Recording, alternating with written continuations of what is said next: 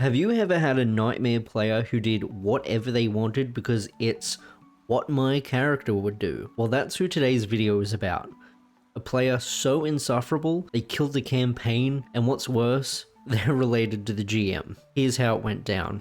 We only got 7 sessions into a game of 8 people, including the GM. I knew 4 of the players and the GM already. The other 3 were the GM's cousin, the cousin's girlfriend, and his friend. The cousin was your stereotypical, massive, main character syndrome edgelord. He was playing a chaotic good warlock. 100% chaotic evil. In a neutral to good aligned group. Would constantly try to make everything about him, fight every NPC we met, argued with the GM about the rules, and sulked like a child if he failed a roll. He once failed a stealth roll with a nat 1 and screamed it was bullshit, knocking over his chair and left the table for 10 minutes. It was a peaceful 10 minutes. I'm sure you know the type. The 4 players I knew already, and we were all of the same opinion on Warlock. Talked about it with the GM, who said he would speak with him. This was end of session 4.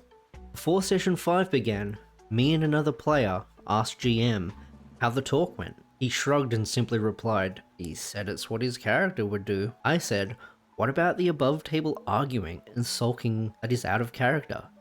He just shrugged again and we went to play. At the end of the session, one of the players said he would be stopping as he couldn't play at the table with Warlock. He said this in front of everyone. Warlock didn't give a crap. In fact, looked smug.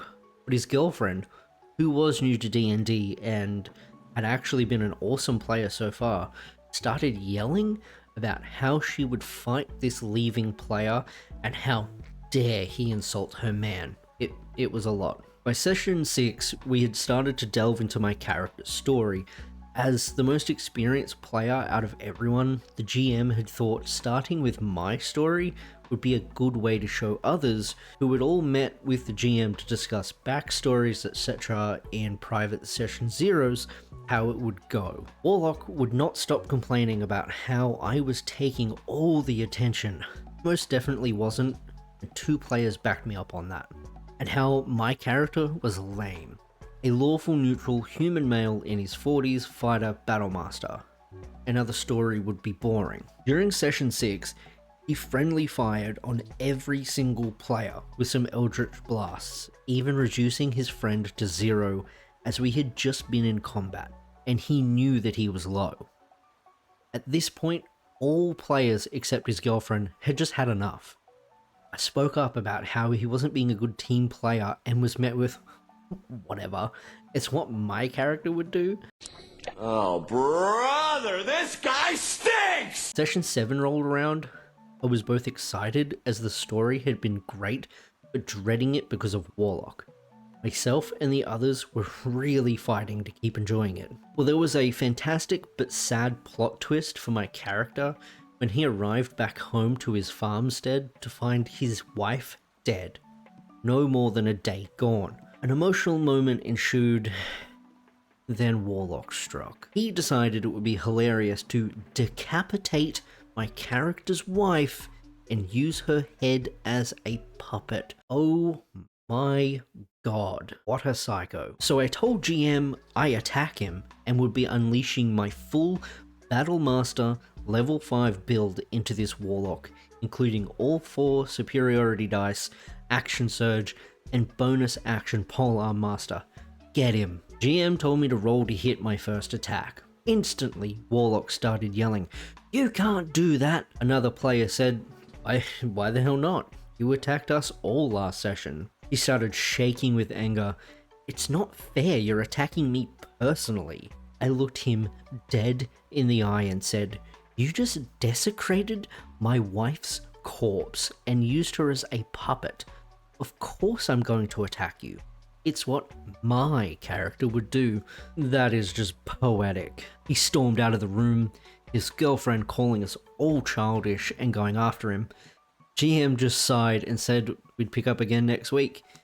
His friend actually apologized on his behalf when I was leaving, which I thought was nice of him, but all in all, meaningless. 2 days later, I get a message from GM saying Warlock refused to play at the table if I was still there, so he thought it was best I left the game. I was baffled. I asked if he genuinely thought me leaving and not Warlock was the best idea.